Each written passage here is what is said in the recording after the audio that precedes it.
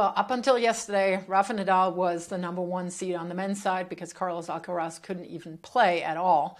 And if you watched Rafa's match yesterday against McDonald, you saw that he probably should have stopped, to be perfectly honest. He did guts it out. He played the match all the way to the end when I really think he should have probably stopped because he may have made the injury that he sustained at the very end of the second set potentially worse. But that's not really the point.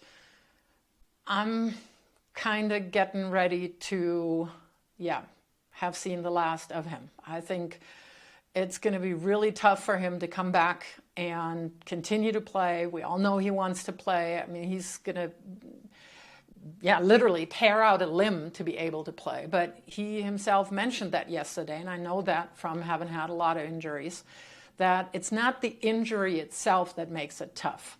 It's the work you have to put in to compete at the level that you're used to competing.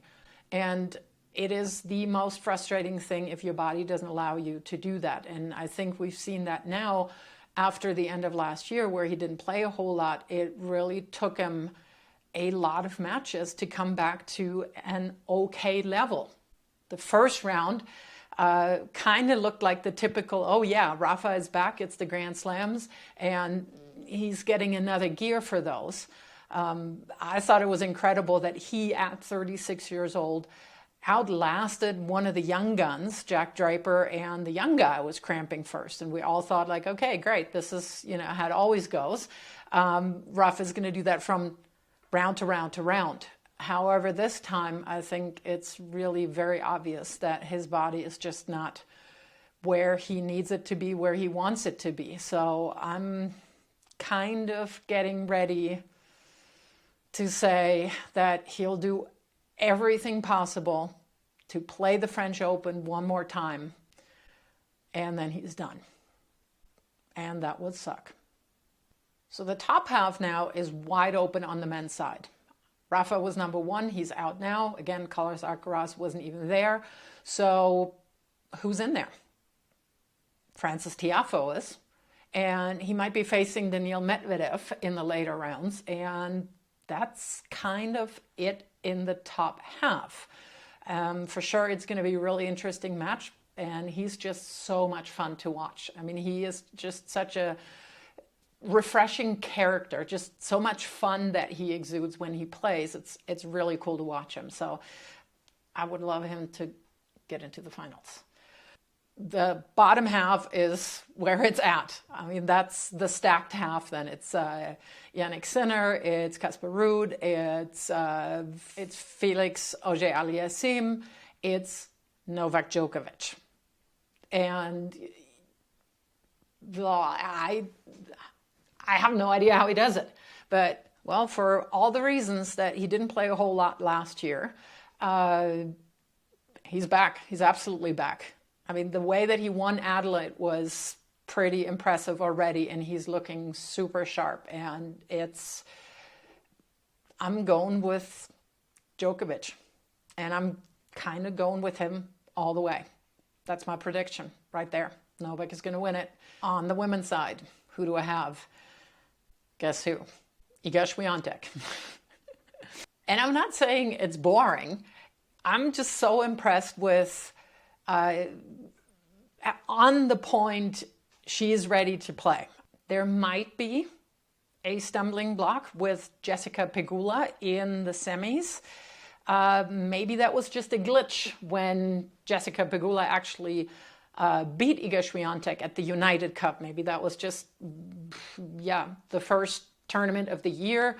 Swiatek wasn't quite yet where she wanted to be, had a little bit of issues with her shoulder, but she is starting to look the same way as some of the guys do. It's Grand Slam time, and she is laser focused. Another player that I want to keep an eye on, and I would love for her to win, because I am sick and tired of this whole, women don't volley, women don't come in. How many times do you see Tsitsipas, Medvedev, or Novak come in on purpose, unless they're being drawn in? Caroline Garcia is bringing back good old attack tennis. And she used to be a little hit or miss, but after last year, I am really, really rooting for her because I think she's an incredible athlete. And I always love when people come back from, mid-career slumps, if you will. And incidentally, she has a really great match coming up tonight against Leylah Fernandez. So that's definitely one that I'm watching. The other one that I really, really want to win is Ons Jabeur. Just because she's also so quirky in how she plays and just what she's already done for women's tennis, especially in the part of the world that she's from the Arabic world. I think she's just incredible. She's an incredible role model.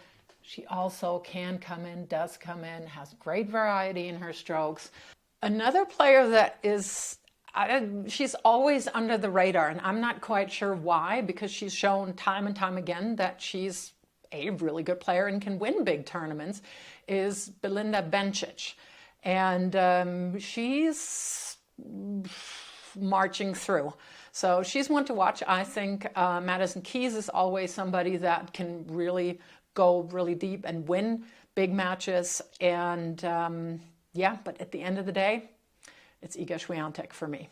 So there you have it. Let me know down in the comments who you have as winning and what do you think? Is Rafa done?